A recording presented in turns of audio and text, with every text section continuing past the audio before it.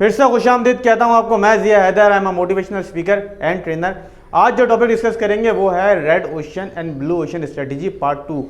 Part 1 में इसका already बना चुका हूँ, जिसमें मैंने आपको बताया था कि रेड ओशन स्ट्रेटेजी क्या होती है और ब्लू ओशन स्ट्रेटेजी क्या होती है।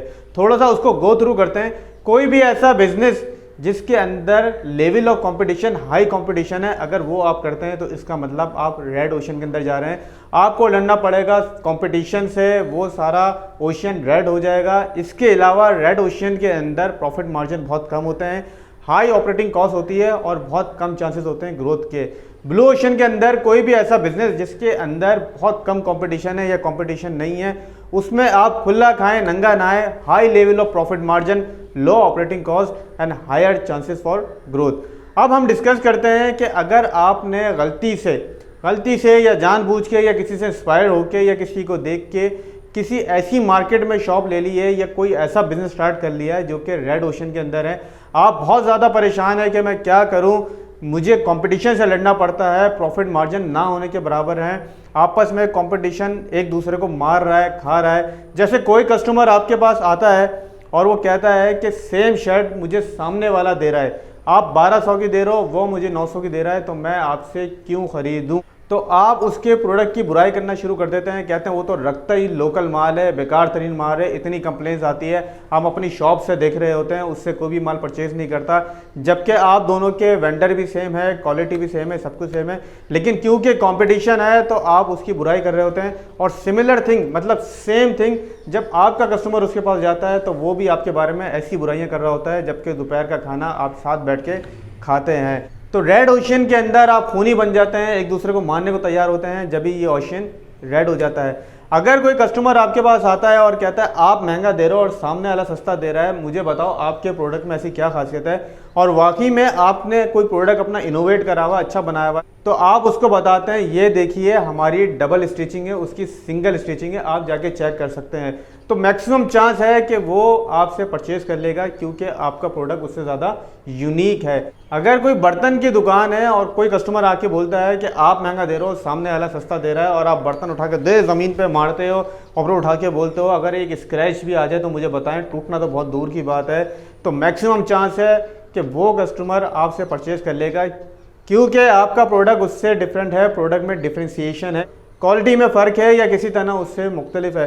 अगर आप किसी ऐसे बिजनेस के अंदर आ चुके हैं जो रेड ओशन है, मसलन कोई भी इलेक्ट्रॉनिक्स दुकान है, उसमें आपने एक और इलेक्ट्रॉनिक्स की दुकान खोल ली, कोई मोबाइल मॉल है उसके अंदर आपने मोबाइल की दुकान खोल ली, कोई कपड़ों की होलसेल मार्केट है वहाँ आपने कपड़ों की दुकान खोल ली, कोई शॉपिंग सेंटर है वहाँ आपने कपड़ों की दुकान खोल ली, मतलब कोई भी ऐसी मार्केट या कोई भी ऐसा बिजनेस आपने कर लिया है जिसमें हाई लेवल ऑफ कॉम्पिटिशन है, तो आप रेड ओशन के अंदर है। अगर आप रेड ओशन के अंदर है तो कोई मसले की बात नहीं है, आप रेड ओशन से चल के ब्लू ओशन के अंदर भी आ सकते हैं, जहाँ आप खुला खाएंगे, नंगा नहाएंगे, कंपटीशन लेवल बहुत कम होगा।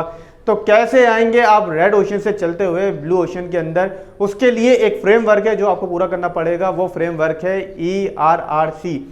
E mean eliminate, R mean reduce, then R mean raise and C mean create. इसको हम समझेंगे एक केस स्टडी से, जो कि है ऊबर की। ऊबर दुनिया की one of the largest car hailing service है।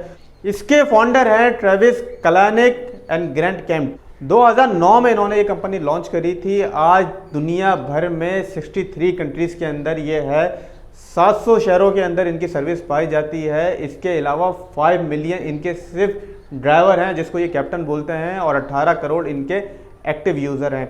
कैसे बनाई ऊबर ने ये कंपनी? ये बनाई है ERRC के थ्रू।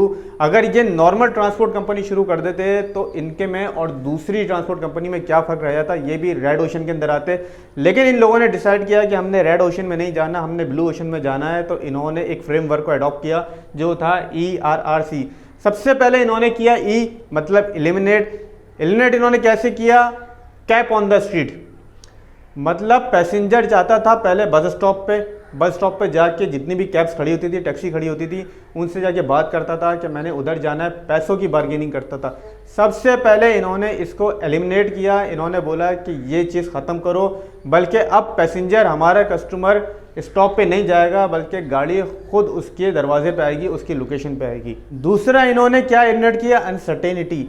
जब कोई कैब वाला या टैक्सी वाला आपको फ़ोन नंबर देता था कि कभी भी आपको टैक्सी की ज़रूरत हो तो मुझे फ़ोन कर दिएगा, आप उसको कॉल करते थे, वो बोलता था आ रहा हूँ, कंफर्म नहीं होता था कि वो बंदा आएगा या नहीं आएगा। वो घर पे बैठा हुआ चाय पी रहा है और आपको फ़ोन करके बोल रहा है ट्रैफिक बहुत जाम है, मुझे आने में टाइम लग जाएगा, मैं आपके पास ही जा रहा हूँ। आप घंटों उसका इंतज़ार करते रहते थे, भाई ये कब आएगा कब आएगा। उबर ने इसको एलिमिनेट किया और ऐसी सर्विस मुतारिफ कराई जिसके अंदर ट्रैकिंग सिस्टम था।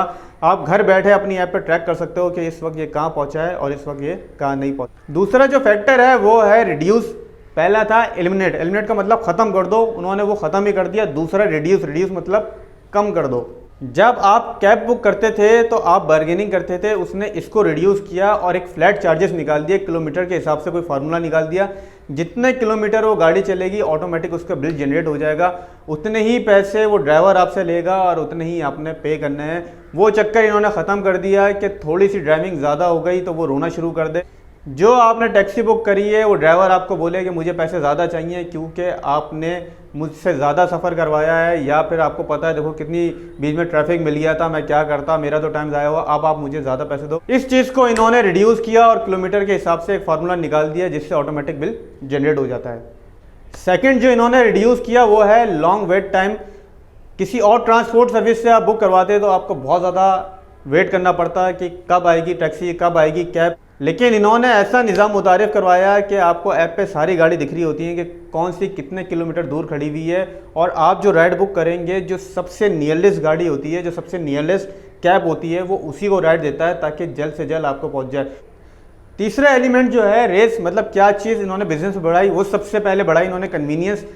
कस्टमर को इतनी कन्वीनियंस दे दी कि घर पे वो जाग रहा हो या सो रहा हो, सोते हुए एक आँख खुले और लेटे लेटे जो है अपनी कार बुक कर दे।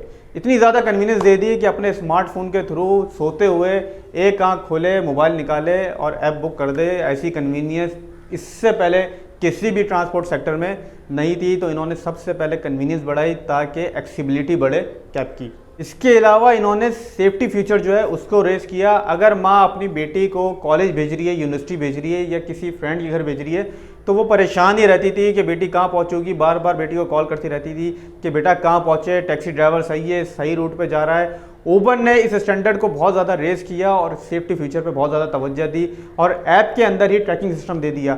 अब बेटी राइड बुक करे और उसको शेयर कर दे अपनी मदर को, मदर लाइव देखती रहेगी कि बेटी अभी कहाँ पहुँची है, कहाँ नहीं पहुंची है, उसको ट्रैक कर सकती है अभी कौन से रूट पे है और कौन से रूट पे नहीं है। इसके अलावा इन्होंने बहुत अच्छा एलिमेंट जो ऐड किया, इन्होंने जितने ड्राइवर्स हैं उसकी रेटिंग निकाल दी। जब आप राइड बुक करेंगे तो आप उसकी रेटिंग देख सकते हैं कि इसकी रेटिंग कितनी है। अगर 5 में से अबव 4 रेटिंग है तो इट्स मीन ये बहुत अच्छा ड्राइवर है या उसने कोई 5000 राइड्स कर चुका है, तो इसका मतलब वो उबर का बहुत पुराना ड्राइवर है। आप उस पर आँख बंद करके यकीन कर सकते हैं। एक और एलिमेंट जो इन्होंने रेस किया वो है कस्टमर सर्विस। 24/7 ये आपको कस्टमर सर्विस दे रहे हैं। कभी भी कोई भी प्रॉब्लम हो, कोई ड्राइवर आपसे ज़्यादा पैसे चार्ज भी कर ले, आप फ़ौरन उनकी हेल्पलाइन पे कॉल सकते हैं। इसके अलावा ऐप पे इन्होंने सपोर्ट दी हुई है, उस सपोर्ट पे आप उसकी कंप्लेन कर सकते हैं जिससे फ़ौरन सुनवाई होती है, फ़ौरन आपको जवाब आता है। वो आपके केस को पूरी तरह समझेंगे, कहाँ से आपने राइड बुक करी, कहाँ आप उतरे, कितने किलोमीटर चली, और उसके बाद वो आपकी प्रॉब्लम को सॉल्व कर देंगे। चौथा फैक्टर जो इन्होंने किया वो किया क्रिएट। एक ऐसी मोबाइल ऐप बेस्ड प्लेटफॉर्म इन्होंने बनाया जिस पे एक पैसेंजर घर बैठे बैठे आराम से कैब बुक करता है और कैब उसके दरवाजे पर आ जाती है। ये सब उसने कैसे किया, ये सब उसने जो हमने पहले 3 फैक्टर को समझा है, एलिमिनेट, रिड्यूस, रेस, उसके थ्रू उन्होंने किया है कि ऐसी ज़बरदस्त शानदार ऐप बनाई कि पूरी दुनिया के अंदर छा गई। क्या ज़बरदस्त आइडिया जो कि डायरेक्ट ब्लू ओशन के अंदर गए। चाहते तो वो भी कोई ट्रांसपोर्ट कंपनी खोल सकते थे दूसरी कंपनी के थ्रू, लेकिन वो रेड ओशन में रहते और अपने प्रॉफिट मार्जिन को बहुत कम रखते और इतनी जल्दी 700 शहरों के अंदर ग्रो नहीं कर पाते जितनी जल्दी सिर्फ एक 2009 में कंपनी खुली और आज पूरी दुनिया के अंदर छा चुकी है। इसके अलावा जो उन्होंने क्रिएट किया वो किया राइड ऑप्शन। इन्होंने सिर्फ कोई एक मोड नहीं निकाला ट्रांसपोर्टेशन का, बल्कि इन्होंने उसको डिवाइड किया। आप चाहें तो विदाउट एसी वाली कार भी मंगवा सकते हैं, आप चाहें तो एसी वाली कार भी मंगवा सकते हैं, आप चाहें तो बिजनेस क्लास भी मंगवा सकते हैं, आप चाहें तो बाइक भी मंगवा सकते हैं। इसके अलावा इन्होंने एक और चीज़ क्रिएट करी जो क्या है कैश लेस ट्रांजेक्शन। बहुत से लोग को पसंद नहीं है कैश को कैरी करना, तो उन्होंने मोबाइल के अंदर ही ऐसा ऑप्शन दे दिया जिसके अंदर आप अपना डेबिट कार्ड या क्रेडिट कार्ड ऐड कर सकते हैं और जैसी राइट ऑफ होगी जो भी आपका बिल बनेगा वो ऑटोमेटिकली डिटेक्ट हो जाएगा आपके डेबिट कार्ड से, यानी आपके बैंक अकाउंट से या फिर क्रेडिट कार्ड से। इसके अलावा जो इन्होंने एक और चीज़ क्रिएट करी वो है ड्राइवर अपॉर्चुनिटीज़। इन्होंने ड्राइवर को एज अ ड्राइवर शो नहीं किया। ड्राइवर एक थोड़ा सा निचले तबके का होता है, जैसे माली हो गए, पियून हो गए, तो ड्राइवर भी बड़े बड़े लोग अपने ड्राइवर रखते थे।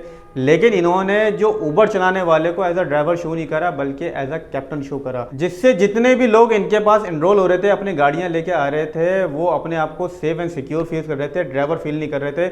और जो पैसेंजर राइड बुक कर रहे थे वो भी उनसे अच्छा ट्रीट कर रहे थे, क्योंकि पैसेंजर को पता था ये सारे उबर के ड्राइवर हैं, हमें कोई भी कंप्लेन करनी होगी हम डायरेक्ट उबर को करेंगे, हमारा इससे लिंक नहीं है। बड़ी अच्छी इन्होंने पोजीशनिंग करी ड्राइवर को एज अ कैप्टन शो करके, जिसकी वजह से बहुत अच्छे कमाने वाले लोग भी अपनी गाड़ियां लेके उबर पे आए और पार्ट टाइप पे उन्होंने उबर चलाई। या सुबह जब ऑफिस जाते थे तो उबर डेस्टिनेशन ऑन कर लेते, जिससे उनको ऑफिस की करीब की राइड मिलती थी। जब ऑफिस से आते थे तो उबर ऑन कर लेते थे और अपनी राइड पूरी करते हुए अपने घर आ जाते थे। तो इस तरह उबर ने अपने आप को रेड ओशन कंपनी नहीं बनाया, बल्कि ब्लू ओशन कंपनी बनाया। इसी तरह आपका कोई भी बिजनेस है, अगर आपने ये फ्रेमवर्क इंप्लीमेंट कर दिया तो आप भी रेड ओशन से निकल के ब्लू ओशन में आ जाएंगे, जहां कंपटीशन बहुत कम होगा और ग्रोथ के चांसेस बहुत ज़्यादा होंगे। तो ब्लू ओशन में आने के लिए आपको अपने पुराने ख्यालात को बदलना होगा और नए ख्यालात के बारे में सोचना होगा, नए ख्यालात में आना होगा। नए ख्यालात की रोशनी में जो दुनिया को बदल देते हैं, नई ख्यालात की रोशनी में जो दुनिया को बदल देते हैं, यही हैं वो लोग जो असल में इनकलाब बर्पा कर देते हैं। जितनी भी कंपनीज हैं जो आज ब्लू ओशन में, उन सब ने इनकलाब बर्पा कर दिया है। तो कोई भी ऐसी कंपनी बनाने जा रहे हैं तो नज़र रखें ब्लू ओशन पे, भले रेड ओशन पे चले जाएं, लेकिन अपने आप को लेकर आ जाएं ब्लू ओशन के अंदर, भले स्लो स्लो ही लेकर आ जाएं। आपने इसका अगर पार्ट 1 नहीं देखा है तो ये रहा पार्ट 1 भी देखना नहीं भूलिएगा। एंड में आपकी मोहब्बतों को शुक्रिया कि आप मेरी वीडियो को लाइक करते हैं और वीडियो को शेयर करते हैं। चैनल को सब्सक्राइब करना बिल्कुल ना भूलिएगा। Thank you.